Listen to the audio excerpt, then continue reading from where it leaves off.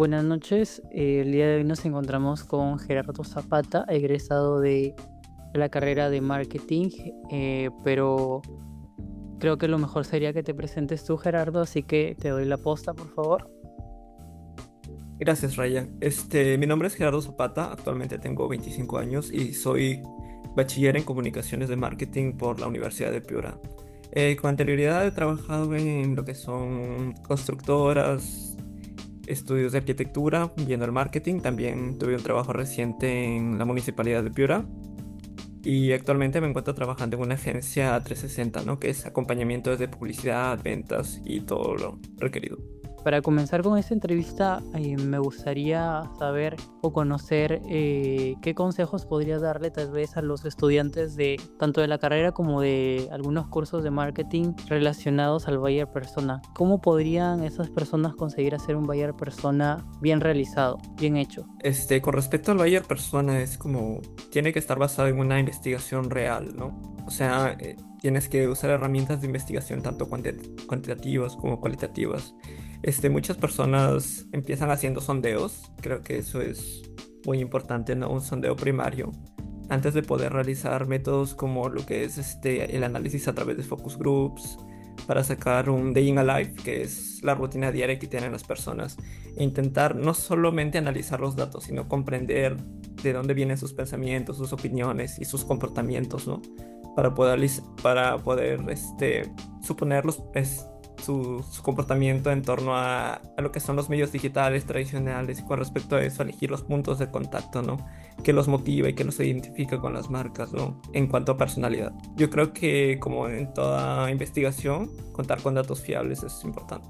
Entiendo, muy bien. Como segunda pregunta, me gustaría saber si tal vez podrías recomendarnos o en base a tu experiencia, qué herramientas digitales utilizas y qué herramientas que utilizas recomendarías a la gente que quiere trabajar en marketing, tal vez para agilizar un poco sus trabajos o sus tareas en cuanto a esta materia, ¿no? Claro, en trabajos de marketing a nivel inicial, primeramente, pues se empieza como manager o content creator, ¿no? Entonces, para realizar ese tipo de tareas necesitas programas de edición de audio, video y de imagen, ¿no? Es viable aprender habilidades, competencias, el que es principalmente Photoshop, Illustrator. InDesign no tanto, bueno, dependiendo de lo que te quieras dedicar, ¿no? Y edición de audio y video en Audition, en Premiere.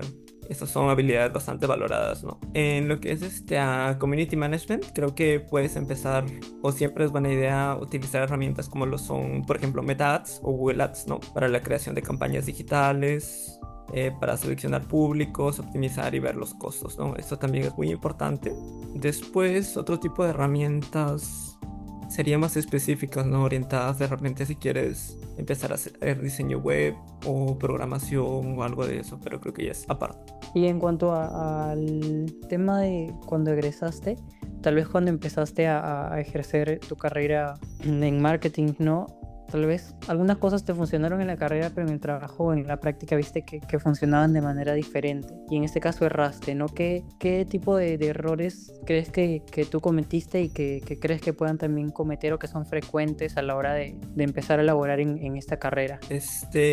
Muchos errores que cometen no solamente los egresados, sino también es falta a veces de las empresas, es que buscan una sola persona para que se encargue del marketing. Yo considero en lo personal, y he aprendido por las experiencias que he tenido, que el marketing es un trabajo que se debe desarrollar en equipo, ¿no? A veces piden una persona que se encargue del content creation, del management, a veces incluso le meten cosas de ventas, ¿no? Que es el trabajo de 3 o 4 personas por un sueldo a veces un poco reducido, o al menos acá en provincias, ¿no? Y yo creo que es importante especializarte en cierta cosa, y si bien puedes tener habilidades que te hagan competente para cualquier tipo de situación a la que te enfrentes, yo creo que siempre es muy importante trabajar en equipo, ¿no? Porque en equipo no solo escuchas tus propias ideas, sino también te retroalimentan, te dan otros puntos de vista. Eso, y como siempre, todo con base de datos, todo con investigación. Si no tienes datos en los que basar tus campañas o al público al que quieres dirigir, entonces es como estás tirando el dinero al agua si es que te dan para invertir.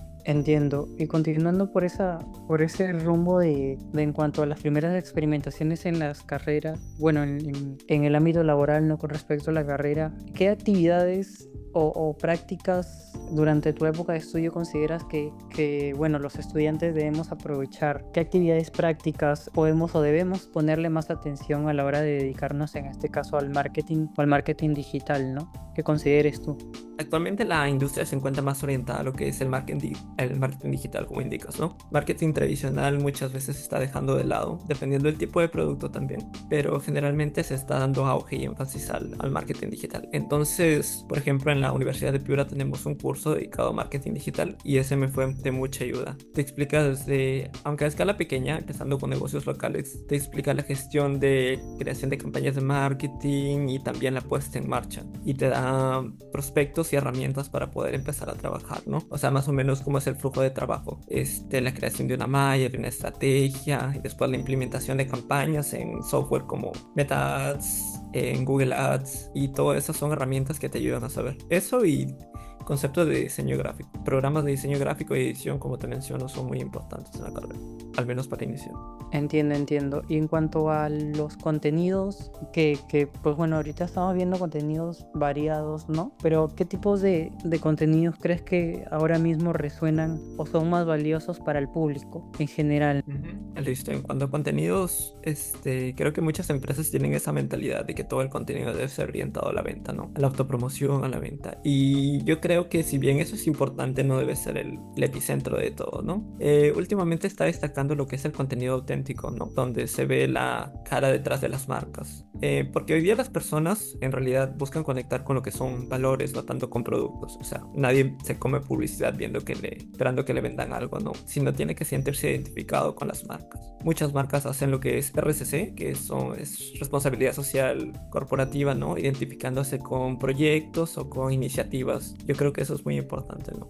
Ujú, entiendo. Y en cuanto a las habilidades que debería tener un community manager o bueno, un marketero en general, ¿cuáles crees tú que son las más importantes o las más valiosas que ahora mismo debe tener una persona que se dedique a esto? Claro, más que nada orientado al perfil que debe tener un community manager. Yo creo que debe ser una persona atenta, ¿no? Atenta y con visión a futuro y previsión sobre cómo se desempeña la marca, ¿no? Y debe ser una persona que sepa admitir de sus errores, porque a veces nosotros ideamos una campaña o vigilamos una campaña y a veces no resulta como la hemos hecho el prospecto, ¿no? Entonces debe ser dispuesta a ajustar dependiendo de los resultados de los KPIs que arroje la campaña, ¿no?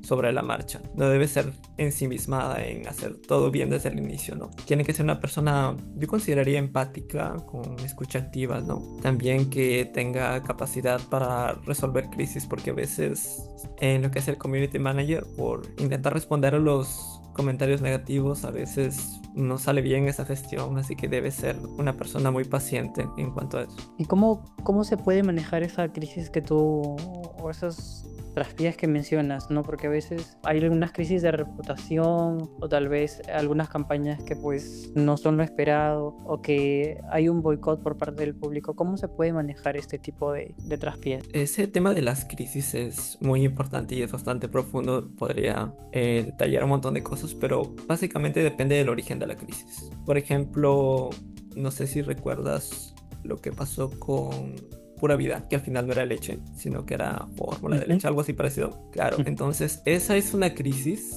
que deriva del origen de cómo se manufactura el producto. No es tanto una crisis de comunicación. O sea, si bien está en cierto aspecto por lo que el empaque tiene una vaca y se sobreentiende, el problema es el producto. Y en muchas ocasiones las crisis no son tema de comunicación y no puedes resolver con comunicación una crisis que no es de ese ámbito, ¿no? Por más buen marketing que puede tener un producto deficiente, si es malo, obviamente te va a llevar a una crisis, no importa qué tan buena sea tu comunicación. También del tamaño de la crisis y los stakeholders a los que afecten, ¿no? Hay crisis internas, crisis externas. En los aeropuertos, cuando a veces ocurre un accidente, tienes que medir el impacto de la crisis, cómo va a afectar a la empresa o a la institución, y hacer un plan de trabajo para ver más o menos cómo solucionar esa situación. ¿Cómo crees tú que afecta, bueno, va a evolucionar el marketing o cómo se podría aprovechar, mejor dicho, las herramientas de inteligencia artificial que están surgiendo hoy en día? ¿Hay algún esfuerzo que tú veas que se está haciendo por parte de las empresas para trabajar con la IA, o crees que está siendo muy invasiva a la hora de permitirles a ustedes, las personas que trabajan en esto, desarrollar su trabajo? Creo que la inteligencia artificial, como mencionas, la IA sigue siendo, yo considero que sigue siendo una herramienta, ¿no? Quizás es bastante revolucionaria para el tema de marketing, pero siempre hay que tener en cuenta que debe existir ese enfoque humano detrás.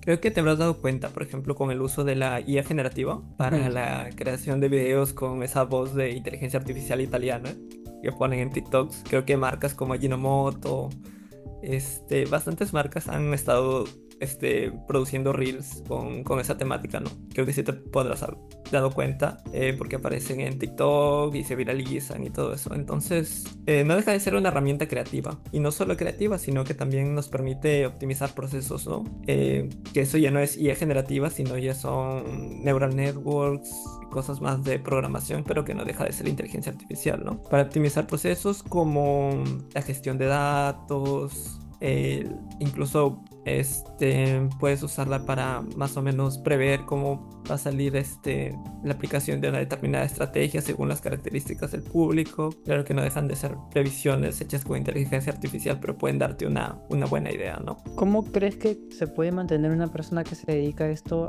actualizado en cuanto a las tendencias que se observan? Porque ahora mismo pues no es como hace unos años, que no era tan cambiante el panorama de marketing, sino que ahora ya es muy cambiante, ¿no? Con esto de la IA, con esto de plataformas y redes como lo son hoy en día plataformas como TikTok, por ejemplo. ¿Cómo hacen ustedes para mantenerse actualizados con las tendencias y los cambios que existen, que son continuos ahora mismo en el marketing? En este caso, marketing digital, ¿no? Yo creo que una persona que se dedica al marketing digital no debe ser reacia al cambio. Por más extraño que te parezca algunos conceptos o herramientas o redes sociales que van saliendo, cómo va cambiando el ecosistema digital, tienes que estar siempre dispuesto a escuchar y aprender. Porque si algo se viraliza, se hace popular o aumenta en uso, es porque hay algo detrás que está atrayendo a las personas. Y quieras o no, las empresas siempre van a aprovechar eso. Entonces tienes que estar adaptado a las tendencias, al tipo de herramientas y al menos tener un conocimiento base de lo que implican el uso, el desarrollo de estas herramientas, ¿no? Y cómo funcionan. Y para finalizar con una pregunta no tan densa, nos gustaría saber como curiosidad, ¿cuál es tu campaña favorita de marketing y por qué razón? Mi campaña favorita de marketing.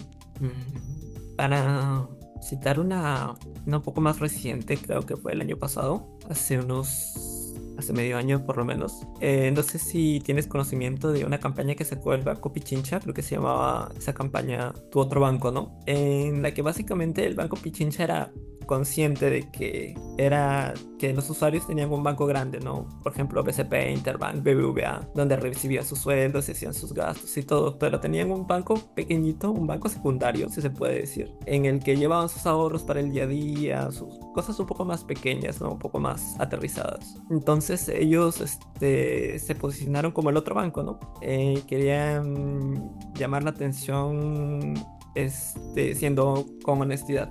Básicamente sabemos que no somos tu banco principal, pero siempre seremos tu otro banco, siempre estaremos ahí para ti. Y yo creo que eso es resultado de tanta escucha social y de la idea del posicionamiento que se tienen, y lo han usado a su favor, y eso me parece una estrategia muy convincente, muy creativa. Porque a veces en el marketing muchas empresas se fijan en querer ser las mejores y no se dan cuenta de que pueden tener un nicho que igual es rentable y pueden explotarlo. Muy bien, Gerardo, muchas gracias por la entrevista del día de hoy. Ha sido muy provechosa la información, así que nada, queríamos agradecerte como grupo por tu participación. Listo, Ryan, muchas gracias.